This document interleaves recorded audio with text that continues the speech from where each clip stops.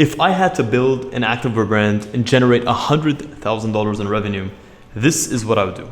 I wouldn't start off by designing an entire collection from the scratch. I would build my core collection around one product in 3 colorways, and I would reverse engineer what it would take to get to $100,000 in sales. So let's just say I'm in the running niche and I pick a running short to start with. I would launch that in 3 colorways, and in order to get to that $100,000 mark, if we work backwards, we're looking at an average retail price of $78, around 1,283 pairs of shorts that I need to sell, which comes out to almost 107 per month, which comes out to 3 or 4 per day that I need to track in order to get to the desired result. By breaking it down like this, we take a sort of large task and we make it much more manageable, much more palatable, to make it much more achievable. So in today's episode, I'm going to be running you through the strategy of the hero product and how you can use the strategy of the hero product to mitigate the risk that you're going to have getting into any business, how to identify what a hero product is, how to make sure that the hero product that you pick for your business makes sense, and how you can use your hero product to then scale into building a full brand and collection that can compete with the best of them. So without further ado, my name is Shadi. I'm the co-founder and the creative director of Fittdesign. I've been making videos about sportswear for the last 10 years, and I've learned a thing or two about what it takes to build a brand from zero and how to launch it and how to scale it. I can do this, and I know this because not only have I been making videos, I've also been working with brands that have consistently generated tens, if not hundreds of millions of dollars in revenue every single year. I observe them, I have communication with the founders directly, and I've learned what it takes to actually build a long-term apparel business in the sportswear space.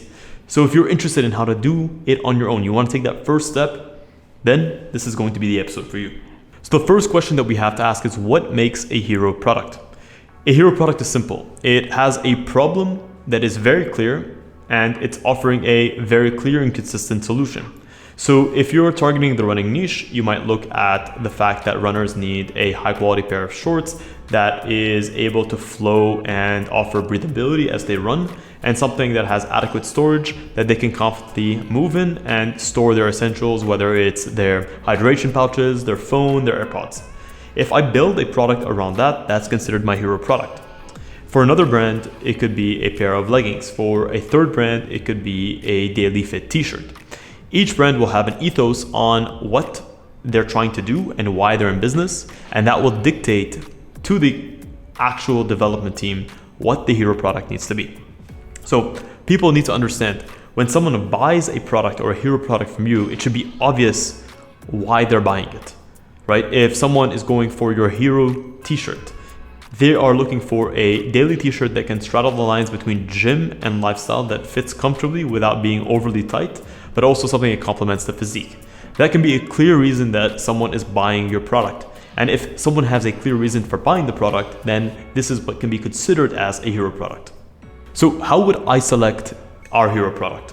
The number one requirement for a quality hero product is a product that is consistently used by a customer multiple times a week in their daily activities. And the reason that we want consistent use is that a hero product shouldn't appear once or twice in a customer's wardrobe every season. It should have a consistent need to be present. And when it does have a consistent need to be present and to be used, a customer is much more likely to take a chance on a new hero product from a new brand, because they know that if they like it, they can get a large amount of use out of it. Also, a hero product should work financially, meaning that it shouldn't take you having to scale your production to 10,000 pieces in order for it to make financial sense. You should be able to start off with a minimum order quantity and design and develop the product at a price point that makes sense and manufacture it at a price point that makes sense to be able to recuperate your upfront investment, at least within the first run. And then it also needs to be able to take the brand to where you want it to go. If you're trying to build a running lifestyle brand, and your first hero product is perhaps a pair of leggings. On the surface, runners can use leggings, but does this actually take you to where you want to be as part of the brand? Are you trying to build a very technical brand, or are you trying to build a community-focused brand? Looking at the end goal of the brand is going to dictate what kind of product you bring first. For example, if you were to build said running brand and your focus is on building a fun, lifestyle focused, community focused running brand, then perhaps your first hero product shouldn't be a pair of leggings. Perhaps it should be a nice graphic running tee, something that you can wear on your run, but you can also wear for coffee afterwards. Something that's made out of technical material that's lightweight, but not overly technical and performance-oriented material where it looks like something that you couldn't wear confidently out of your running scenarios. So the hero product now matches that vision that the customer has or the founder has for where they want to take the brand, and it aligns with that directly in every way, shape, and form. So how is a hero product made and how is it developed? The common misconception is that by starting off with fewer pieces, it also means that we're looking to reduce cost in any way that we can, which could also include our product development cost. That couldn't be further from the side, because if you're going to create one hero product, it should have hero design and it should have hero performance. It also means that since you have fewer items, that you can go deeper into making that one item the best that can be. It's a similar aesthetic and similar concept with content. By creating fewer pieces of content and focusing more on them, you're more likely to have a larger reach than a bunch of different pieces of content combined that had less time, effort, and intention going into them. By creating a better hero product, you're more likely to sell through and to create a better connection with your audience. So your development should be far more intentional with that one product than you might have had trying to buy a bunch of different products from AliExpress and putting a logo on it. What I would do to start off with, once I've identified the niche and identified the motive of why a customer might buy the product, is I would look at the existing competition, buy the products from my strongest competitors, and test them. The goal here isn't to copy your competitors, it's to see what works and what doesn't work. In what works, we want to see and we want to align that with our brand ethos and our brand vision. Just because brand XYZ has a pocket place in a specific place doesn't necessarily mean that we should include the same exact detail if it doesn't make sense for our brand. We should also see what doesn't work. It's also important to potentially look at what customers are saying about the products. Do they like the fabric? Do they like the fit? Is there a particular design element that doesn't actually land the way that the brand intended? What we want to understand is, do the main things that matter, that make a product perform and make the customer satisfied work? Is the waistband stable? Can the pocket be accessed on the running short without the runner having to stop and to actually run out of the flow of their workout? What happens when the fabric becomes soaked? Does it take a long time to wake the moisture away? All of these things are common points that a real customer buying a hero product will care about. Once we have the things that work and the things that don't work, we now have an objective list that we can build our product around. From here, we create the technical design of the garment.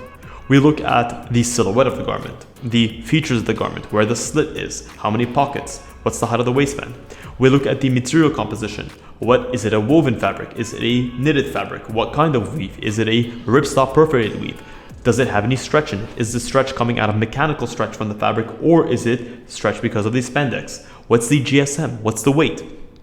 When we actually work with the fabric, what is the opacity level? What is the recovery level? What is its ability to actually be durable and to withstand wear and tear over time? Then we put together a proper design blueprint. Design blueprint is a set of instructions that tells the factory exactly how to make the product identically. The way that I liken it is a set of IKEA furniture. IKEA furniture doesn't just arrive to you without instructions.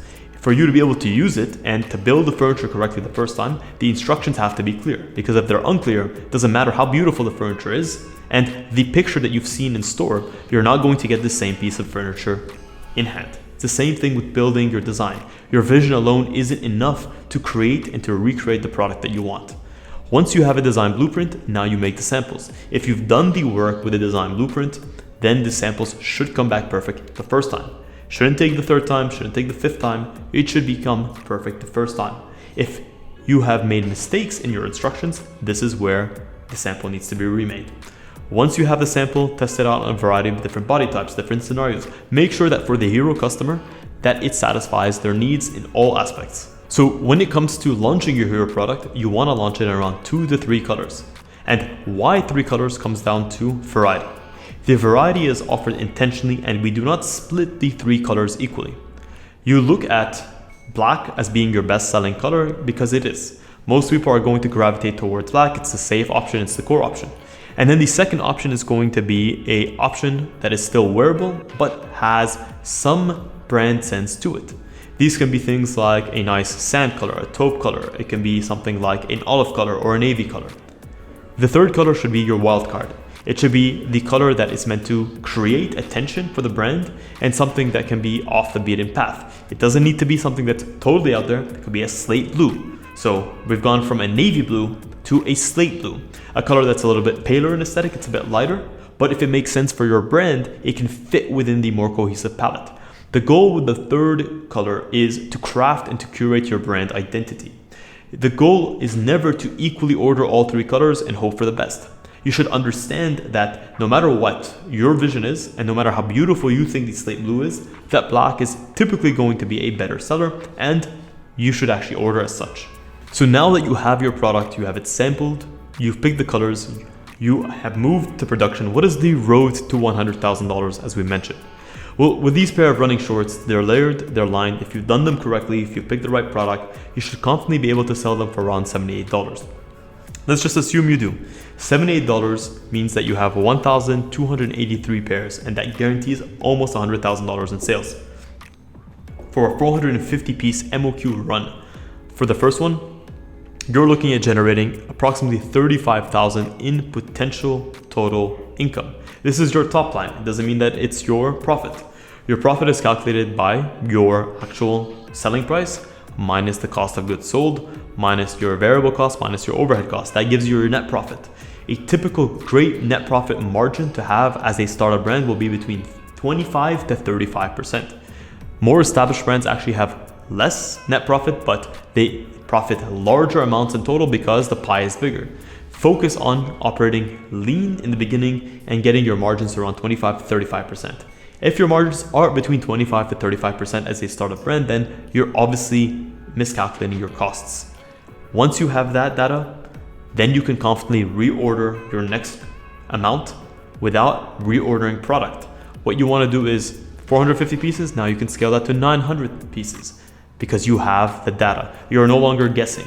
You're actually taking proven demand, seeing what colors sold out first, what sizes sold out first, and then you're reordering to make sure that the data actually helps you to sell faster because you know the colors and to move the better proportion of sizes. Once you've sold 900 pieces, now you're officially at $100,000.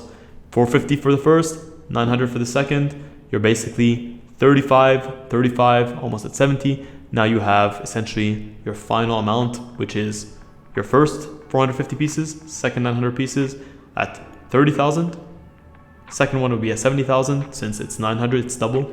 And this is how you get to that 100,000. At that point, you can consider adding new product. So the question here is, which brands should use this strategy? Is this a strategy to be used across all brands? Really, in life, there's no single strategy that every single person or every single brand should use. But if I were in your shoes, these are the things that I'd be looking for in my scenario to justify whether this is the right approach or not. This really works well for a direct-to-consumer setup where you don't have to have a showroom with a bunch of items in it, or if you're not selling through a wholesaler or retailer where they're going to be looking for a larger variety of pieces so that they can fill out their stores. It also works well if you have limited capital and you have a very specific customer in mind. Perhaps you're a runner targeting runners. Perhaps you're a Pilates practitioner targeting Pilates practitioners.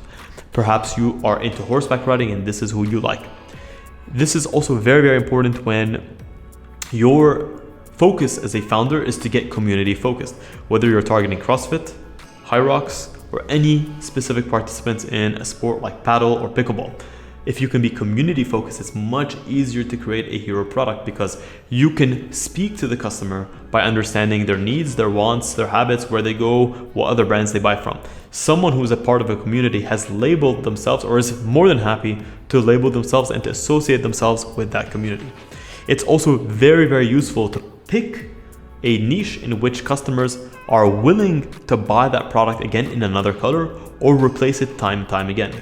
If you go into and you create the perfect, high quality, durable bag that you never need to purchase again. That's a great halo product, horrible hero product, because it's a product that you may not want to buy again in colors.